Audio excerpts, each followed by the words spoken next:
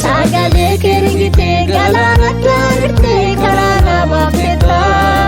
Namni dhumna jeesuuf warra naariyataa natti kambisteta. Sagalee keringitee galaana daandii karaa nama feta.